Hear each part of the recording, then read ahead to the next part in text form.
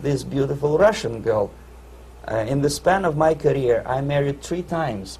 Most of these marriages were marriages of convenience on advice from the Department of Personnel. This is normal practice in USSR. When a Soviet citizen is assigned to a foreign job, he has to be married, either to keep family in USSR as hostages, or, if it's a convenience marriage like mine, so that the husband and wife are virtually informers on each other to prevent defection or contamination by decadent imperialist or capitalist ideas. In my case, I hated that girl so much that the moment I landed in Moscow, we were divorced, and I married later, second time. By the end of my first assignment in India, I was promoted to the position of public relation officer. You can see me here translating a speech by a Soviet boss. And you're on the right. I'm on the right here, yes. And it was, the occasion was commissioning of the refinery complex in Bihar, Barauni. Back in Moscow, I was immediately recruited by Novosti Press Agency, which is a propaganda and ideological subversion front for the KGB. 75% of the members of the Novosti are commissioned officers of the KGB. The other 25 are, like myself, co-opted agents who are assigned to specific operations. In this particular case, you can see me talking to students of Lumumba Friendship University in Moscow.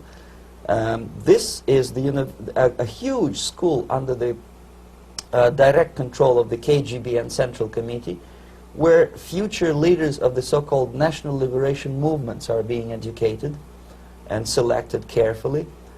And some of them have absolutely, this, for example, is a group of students from Lumumba. They don't look like students at all. They look more like military, and that's exactly what they were. They were dispatched back to their countries to be leaders of the so-called national liberation movements, or to be translated into normal human language, leaders of international terrorist groups. Another area of activity when I was working for the Novosti was to accompany groups of so-called progressive intellectuals, writers, journalists, publishers, teachers, professors of colleges. You can see me here in Kremlin. I'm second on the left, with a group of Pakistani and Indian intellectuals. Most of them pretended they don't understand that we are actually working on behalf of the Soviet government and the KGB.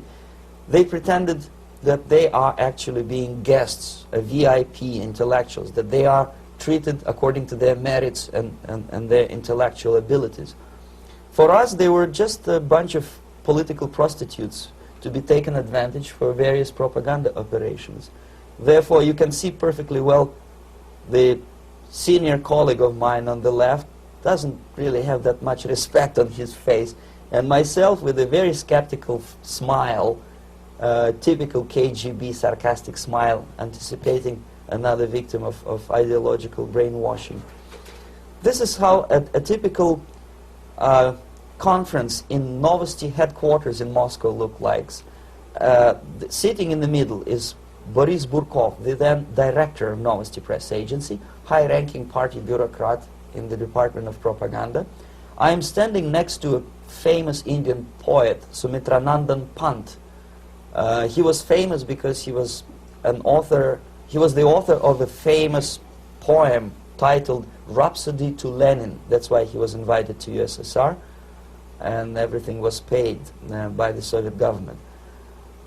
Pay special attention to number of bottles on the table. This is one of the ways to kill the awareness or curiosity of foreign journalists.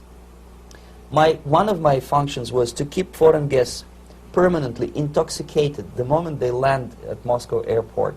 I had to take them to the VIP lounge and toast to friendship and understanding between the nations of the world, glass of vodka, then a second glass of vodka, and in no time my guests would be feeling very happy. They would see everything in kind of pink, nice color, and that's the way I had to keep them permanently for the next 15 or 20 days. At a certain point in time, I had to withdraw alcohol from them so that some of them, who are the most recruitable, would feel a little bit shaky, guilty, trying to remember what they were talking last night. that's the time to approach them with all kind of nonsense, such as joint communique or statement for Soviet propaganda. That's the time they are the most flexible.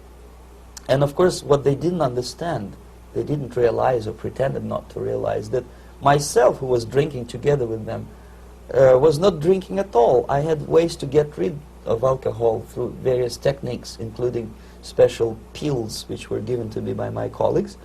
But they were taking it seriously. In other words, they would consume quite large volumes of alcohol and feel quite uneasy next morning. In 1967, the KGB attached me to this magazine, Look magazine. A group of 12 people arrived to USSR from United States to cover the 50th anniversary of October Socialist Revolution in my country. From the first page to the last page, it was a package of lies, propaganda cliché, which were presented to American readers as opinions and deductions of American journalists. Nothing could be far from truth. These were not opinions. They were not opinions at all. They were the clichés which the Soviet propaganda wants American public to think that they think. If it does make any sense at all. It sure does, because from the viewpoint of the Soviet propaganda, although there are some subtle criticisms of the Soviet system, the basic message is that Russia today is a nice, functioning, efficient system supported by majority of population. That's the biggest lie. And of course, American intellectuals and journalists from Look magazine elaborated on that untruth in various different ways. They intellectualized that lie. They found all kinds of justifications for telling lies to American public. Excuse me, it was partly your job to make sure that they got these ideas, yes, and accepted them as their own ideas. Right. Actually, even before they arrived to USSR, and they paid astronomical sum of money for that visit, they were submitted, this Novosti Press agency developed so-called backgrounders, 20-25 pages of information and opinions which were presented to the journalists even before they bought their tickets to Moscow.